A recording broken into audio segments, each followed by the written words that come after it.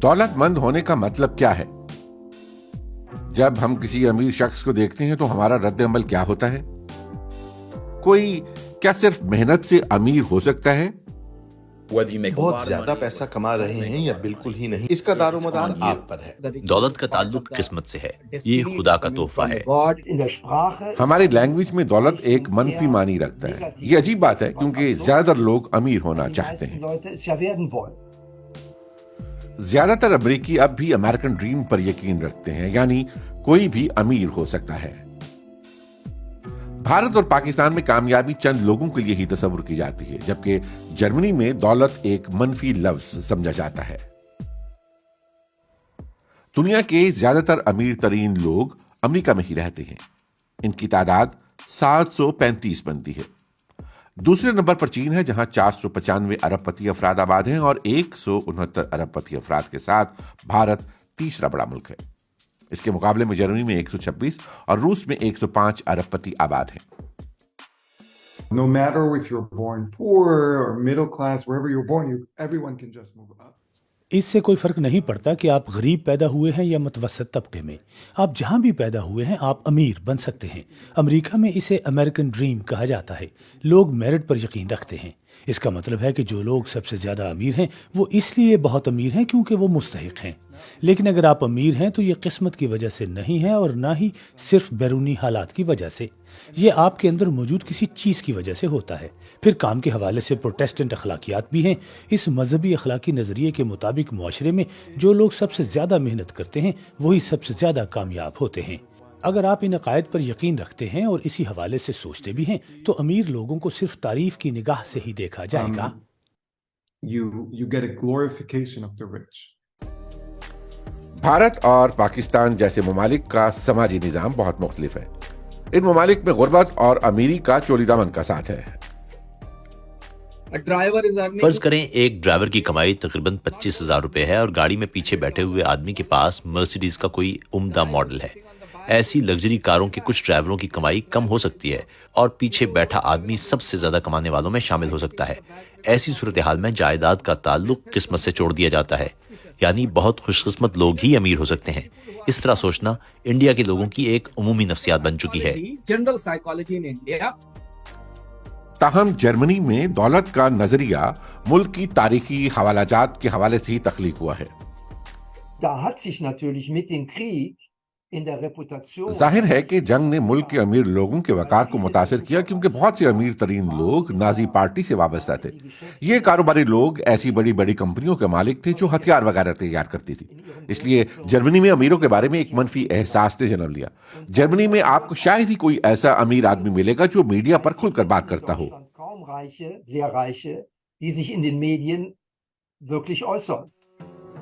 यह हकीकत अब भी जर्मनी में दौलतमंदी के बारे में अमूमी रवैयों को मुतासिर करती है।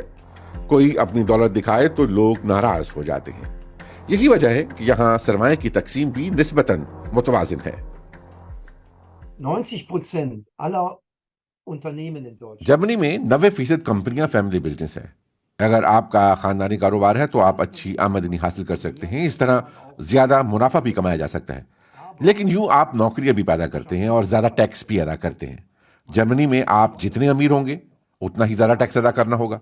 अगर टैक्स कानून के मुताबिक अदा किया जाए तो ये जर्मन कारोबार और मुलाजमीन के लिए भी बेहतरी aber होगा। wenn ich sie zahle, tue ich etwas für alle. Germany में ज्यादा कमाने वाले 45% टैक्स देते हैं। भारत जैसे ममालिक में ये शरह 30% है, लेकिन यहां 10 में से सिर्फ एक शहरी ही ये टैक्स अदा करता है। These people are uneconomic. दौलतमंद दरअसल अपने आप में एक मईशत हैं। भारत में एक अच्छा कमाने वाला शख्स कम से कम 5 खानदानों की किफालत कर रहा है, जैसा ड्राइवर और घर में काम करने वाले नौकर वगैरह। फिर उसमें मजहब का भी किरदार है। इंडिया एक बहुत ही मजहबी मुल्क है। दौलतमंद लोग अपनी कमाई का 5 से 10% मुख्तलिफ किस्म के खैराती इदारों को अतिया करते हैं। Different way of charity में भी religious charity like. अमेरिका में टैक्स की शरह 37% बनती है, जिसे ज्यादातर लोग बहुत ही ज्यादा तसव्वुर करते हैं।